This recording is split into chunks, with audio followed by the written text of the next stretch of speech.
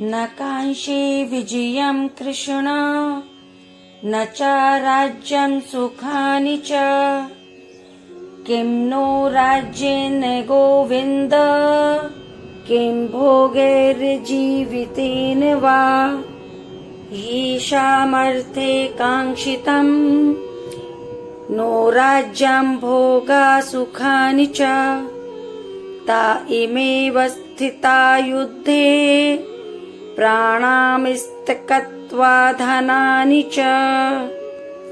अर्जुन कहते हैं, हे कृष्ण, मैं ना तो विजय चाहता हूँ और न राज्य तथा सुखों को ही।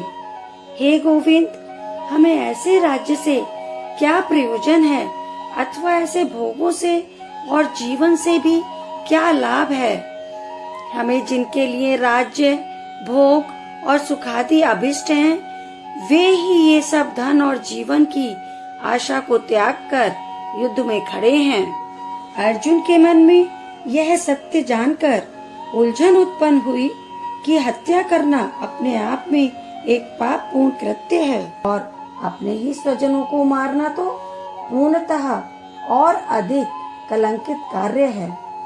अर्जुन को यह प्रतीत हुआ कि यदि उसने राज्य प्राप्त करने के लिए इस प्रकार के निंदापूर्ण कार्य किए, तब उसे ऐसी विजय से अंत में सुख की प्राप्ति नहीं होगी।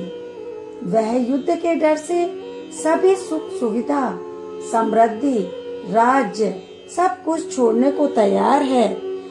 उसका मोह उसे करुणा के रूप में धोखा दे रहा है। वह अपने मन और बुद्धि में सामंजस्य नहीं बैठा पा रहा है। डर में सब व्यर्थ लगता है। इस समय वह बस इस युद्ध से बचना चाहता है। यह हमें सिखाता है कि सही निर्णय लेने के लिए हमें अपनी इच्छाओं और कर्तव्यों के बीच संतुलन स्थापित करना चाहिए। इससे हमें अपनी जीवन की कठिनाइयों और दुविधाओं का सामना करने की प्रेरणा प्राप्त होती है। आचार्यः पितरः पुत्रास्तथैव च पितामहः मातुलाः श्वशुरः पौत्रः श्यालाः सम्बन्धिनस्तथा एतान् हन्तुमिच्छामि न तोऽपि मधुसूदन अपि त्रिलोक्यराजस्य हेतुः किं नु मही कृते। अर्जुन ने युद्ध के मैदान में योद्धाओं की विशाल भीड़ को देखा। उनके साथ अपने संबंधों पर विचार करना शुरू कर दिया। उनके गुरुजन, ताऊ चाचे, लड़के और उसी प्रकार दादे, मामे, ससुर, पौत्र, साले तथा और भी संबंधी लोग हैं। सभी वहाँ मृत्यु तक युद्ध करने के लिए तैयार होकर एकत्र हुए थे। एक बार युद्ध के मैदान में आने पर चाहे शत्रु पक्ष में अपने ही क्यों ना हो, युद्ध करना ही पड़ता है, उन्हें मारना ही पड़ता है। यही सब उलझन अर्जुन को परेशान कर रही है तथा मानसिक रूप से कमजोर कर रही है। अर्जुन कहते हैं, हे मधुसूदन, मुझे मारने पर भी अथवा तीनों लोकों के राज्यों के लिए भी मैं इन सबको मारना नहीं चाहता। अपने ही लोगों को मारकर हमें क्या आनंद मिलेगा? फिर पृथ्वी के लिए तो कहना ही क्या है।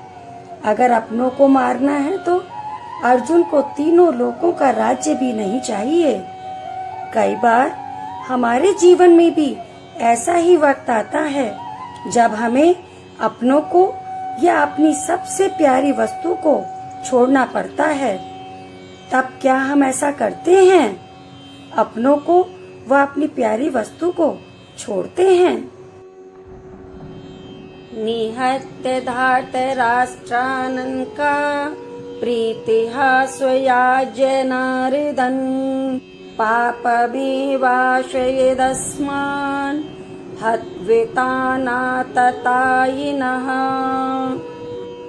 तस्मान्नर्ह वयं हन्तुं धार्तराष्ट्रान् स्वबान्धवान् स्वजनं हि कथं हत्वा सुखिनः स्याम माधव। जब युद्ध में अपना परिवार हो तो अपने परिवार को मारकर सुख मिल सकता है क्या? इसलिए महाभारत के इस युद्ध को धर्म युद्ध कहा जाता है। जब धर्म संकट हो तो आप क्या करें?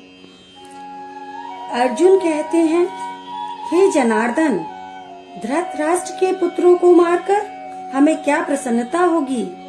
यद्यपि ये सब अत्याचारी हैं, इन आताताइयों को मारकर तो हमें पाप ही लगेगा। इसलिए अपने चचेरे भाइयों धृतराष्ट्र के पुत्रों और मित्रों सहित अपने स्वजनों का वध करना हमारे लिए उचित नहीं है। अर्जुन पुनः कहते हैं कि हे माधव, अपने ही बांधव धृतराष्ट्र के पुत्रों को मारने के लिए हम योग्य नहीं हैं, क्योंकि अपने ही कुटुंब को मारकर हम कैसे सुखी होंगे? ऐसी विजय प्राप्त करने से क्या मुझे सुख प्राप्त होगा? अर्जुन अपने कुटुंबियों को मारना नहीं चाहता, क्योंकि वह उसे पाप का मार्ग मानता है। अधिकतर परिस्थितियों में युद्ध लड़ना और किसी का वध करना अधर्म माना जाता है, जिसके कारण बाद में पश्चाताप और अपराध का बोध होता है। यह सब लालच की वजह से हुआ। इतना बड़ा युद्ध करके भी किसी को कुछ हासिल नहीं हुआ। यद्यपि न पश्यन्ति लोभोपहत चिते सह कुलक्षीकृतं दोषं मित्रदोहे च पादिकम् कथं न यज्ञमस्माभिः पापादस्मानिवतीर्तुं कुलक्षे कृतं दोषं प्रपश्यधिर्जनार्दन। आपका शत्रु किसी भी पाप को करने को तैयार है, लेकिन आपको लगता है यह गलत है, अनुचित है, वह नहीं करना चाहिए। इन दोनों श्लोकों में अर्जुन ने इसी दुविधा को बताया है। यद्यपि लोभ से भ्रसित हुए ये लोग कुल के नाश से उत्पन्न दोष को और मित्रों से विरोध करने में पाप को नहीं देखते, तो भी हे जनार्दन, कुल के नाश से उत्पन्न दोष को जानने वाले हम लोगों को इस पाप से हटने के लिए क्यों नहीं विचार करना चाहिए? हमारा शत्रु गलत कर रहा है, लेकिन वो ये नहीं समझता, किंतु आपको तो ये समझना चाहिए। तो समझदार होने के नाते आपको युद्ध से नहीं हट जाना चाहिए, किंतु अगर आप हट गए तो इसे आपकी हार ही समझा जाएगा। कुलक्षे प्रणशन्ति कुलधर्माः सनातनः धर्मे नष्टे कुलं कृत्स्नं धर्मो विवत्युतः। जहाँ परिवार खत्म होता है वहाँ कुछ नहीं बचता। कुल का नाश होने का मतलब सब कुछ खत्म होना। ऐसी ही स्थिति में अर्जुन भी फंसे हुए हैं। कुल के नाश से सनातन कुल धर्म नष्ट हो जाते हैं। धर्म के नाश हो जाने पर संपूर्ण कुल में पाप भी बहुत फैल जाता है। जब कुल का नाश होता है तब इसकी कुल परंपराएं भी नष्ट हो जाती हैं और कुल के शेष परिवार अधर्म में प्रवृत्त होने लगते हैं, जिससे वे अपनी आध्यात्मिक उन्नति का अवसर खो देते हैं। इसलिए अर्जुन के अनुसार कुल के आदरणीय वयोवृद्ध सदस्यों को कभी भी मारना नहीं चाहिए। अगर परिवार नष्ट होता है तो धर्म नष्ट होता है। धर्म के नष्ट होने से कुल में पाप बढ़ जाता है। परिवार ही हमें गुण, आदर्शों तथा जड़ों से जोड़े रहता है। जहाँ परिवार नहीं होता वहाँ उसकी किसी बात में सम्मान नहीं होता, तो समाज में भी उसका सम्मान नहीं होता और समाज पतन की ओर ही जाता है। अधर्माभिभवात् कृष्ण प्रदुष्यन्ति कुलस्त्रियः स्त्रीषु दुष्टाषु वार्ष्णेय जायते वर्ण संकरः। वैदिक सभ्यता में समाज में स्त्रियों को उच्च स्थान प्राप्त था। स्त्रियों में शुचिता एवं सदाचारिता के गुणों की आवश्यकता को अत्यंत महत्व दिया जाता था। किसी भी परिवार की भलाई उसकी स्त्रियों पर ही निर्भर करती है। स्त्रियों से ही घर बनता है। जिस घर में स्त्रियां नहीं होती तो उस घर का कोई भी भविष्य नहीं होता, और अगर स्त्रियां ही दूषित हो जाएं तो उसका क्या असर होता है। अर्जुन कहते हैं, हे कृष्ण, पाप के अधिक बढ़ जाने से कुल की स्त्रियां अत्यंत दूषित हो जाती हैं, और हे वार्ष्णेय, स्त्रियों के दूषित हो जाने पर वर्ण संकर उत्पन्न होता है। जहाँ स्त्रियां पतिव्रता, संयत व सदाचारी होती हैं, वहाँ वह पूरे समाज द्वारा पूजी जाती हैं। जब स्त्रियां पतिता बन जाती हैं तब वह कुमार्ग पर चलने लगती हैं और परिणाम स्वरूप अवांछित संतानें जन्म लेती हैं।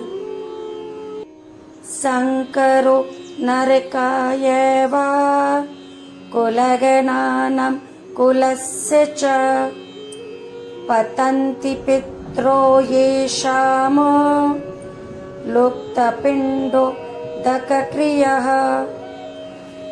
दोषैरेतः कुलगणानां वर्णसंकर कारकः उत्सादन्ते जाति धर्मः कुलधर्माश्च शाश्वतः। वर्ण संकर का मतलब है जहाँ वर्ण या समाज की मर्यादाओं को सम्मान न देते हुए गलत तरीकों से या वर्णों के मेल से जब संतान की उत्पत्ति होती है तो वह सब कुछ खत्म कर देती है। अर्जुन कहते हैं, वर्ण संकर कुल घातियों को और कुल को नरक में ले जाने के लिए ही होता है। लुप्त हुई पिंड और जल की क्रिया वाले अर्थात श्राद्ध और तर्पण से वंचित इनके पितर लोग भी अधोगति को प्राप्त होते हैं। अवांछित संतानों की वृद्धि के परिणाम स्वरूप निश्चय ही परिवार और पारिवारिक परंपरा का विनाश करने वालों का जीवन नारकीय बन जाता है। अर्जुन ने कहा, इन वर्ण संकर कारक दोषों से कुल घातियों के सनातन कुल धर्म और जाति धर्म नष्ट हो जाते हैं। जहाँ वर्ण संकर होता है ना, वहाँ धर्म का विनाश निश्चित है। जैसा कि अर्जुन ने बताया, कुल के धर्म का नाश होता है तो जाति के धर्म का भी नाश हो जाता है। अपने दुष्कर्मों से कुल परंपरा का विनाश करने वाले दुराचारियों के कारण समाज में अवांछित संतानों की उत्पत्ति होती है और विविध प्रकार की सामुदायिक व परिवार कल्याण की गतिविधियों का विनाश हो जाता है। जब कोई कर्तव्य का निर्वाह नहीं करेगा और मनमानी करके नियम नहीं मानेगा तो समाज नहीं रह जाएगा। समाज तो नाम ही कानून और कायदे का है, जहाँ सभी एक साथ बिना डर के एक साथ रहते हैं। समाज के नियम बहुत ही सोच समझ कर बनाए हुए होते हैं। हमें इन सभी को उसका पालन करना चाहिए।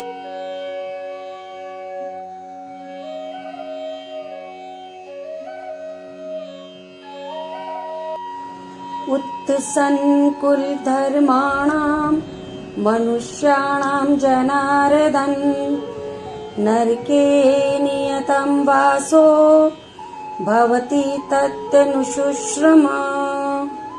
कुल धर्म का पालन भारतीय संस्कृति और समाज में अत्यंत महत्वपूर्ण माना गया है। यह न केवल परिवार की परंपराओं और मूल्यों को संरक्षित करता है, बल्कि समाज में नैतिकता और अनुशासन को भी बनाए रखता है। अर्जुन कहते हैं, हे जनार्दन, जिसका कुल धर्म नष्ट हो गया है, ऐसे मनुष्यों का अनिश्चित काल तक नरक में वास होता है। ऐसा हम सुनते आए हैं। धर्म के अनुसार मृत्यु से पूर्व मनुष्य को अपने पाप कर्मों के लिए प्रायश्चित करना होता है, अन्यथा मनुष्य अपने पापों के लिए नरक में कष्टमय जीवन बिताने के लिए बाध्य होता है। कुल धर्म का विनाश समाज में अराजकता और अव्यवस्था का कारण बनता है, जो अंततः नरक में निवास का कारण बनता है। हमें अपने कुल धर्म का पालन करना चाहिए और समाज में शांति और सद्भावना बनाए रखना चाहिए। बहुबत महत पापम कर्तुम व्यवसिता वयम यत्र राज्य सुख लोभेन हंतुम स्वजनमुदयतः। अर्जुन आगे स्वयं को दोष दे रहे हैं। हाँ, शोक, हम लोग बुद्धिमान होकर भी महापाप करने को तैयार हो गए हैं, जो राज्य और सुख के लोभ से स्वजनों को मारने के लिए उद्धत हो गए हैं। महाभारत के युद्ध के संदर्भ में अर्जुन द्वारा कहे गए ये श्लोक हमें यह सोचने पर मजबूर कर देते हैं कि किस प्रकार स्वार्थ और लोभ के कारण मनुष्य अपने सबसे निकटतम संबंधियों को भी हानि पहुंचाने के लिए तत्पर हो जाता है। यह श्लोक न केवल अर्जुन की मना स्थिति को दर्शाता है, बल्कि यह भी बताता है कि कैसे स्वार्थ के वशीभूत होकर मनुष्य सही और गलत का भेद भूल जाता है। इससे हमें यह सीख मिलती है कि स्वार्थ और लोभ की अंधी दौड़ में हम कभी कभी अपने ही सगे संबंधियों के प्रति भी निर्दयी हो जाते हैं, परिवार के खिलाफ खड़े हो जाते हैं। किंतु अर्जुन की चेतना हमें याद दिलाती है कि सच्चा इंसान वही है जो नैतिकता और धर्म का पालन करता है, भले ही परिस्थितियां कैसी भी क्यों ना हो। यदि माम प्रतीकारम शस्त्रम शस्त्रपाणयः धार्तराष्ट्रारण्यन्युस् तन्मे शीमतरम भवेत्। अर्जुन, जो कि एक महावीर योद्धा थे, अपने ही संबंधियों, गुरुओं और मित्रों के विरुद्ध युद्ध करने से पहले अत्यंत करुणा से भर गए। आप भी जरा अपनी आंखें बंद करके किसी अपने के बारे में सोचिए जो आपको बहुत पसंद हो, जिसकी गोद में आप खेले हों, फिर चाहे वो बड़ा हो या छोटा हो, क्या आप उसे मार पाएंगे? यही बात अर्जुन कहते हैं। हे कृष्ण, यदि मुझ शस्त्र रहित एवं सामना न करने वाले को शस्त्र हाथ में लिए हुए धृतराष्ट्र के पुत्र रण में मार डालें, तो वह मरना भी मेरे लिए अधिक कल्याणकारक होगा। अर्जुन ने निश्चय किया कि भले ही शत्रु युद्ध के नियमों के विपरीत निहत्थे होने पर भी उन्हें मार डाले, फिर भी वे युद्ध नहीं करेंगे।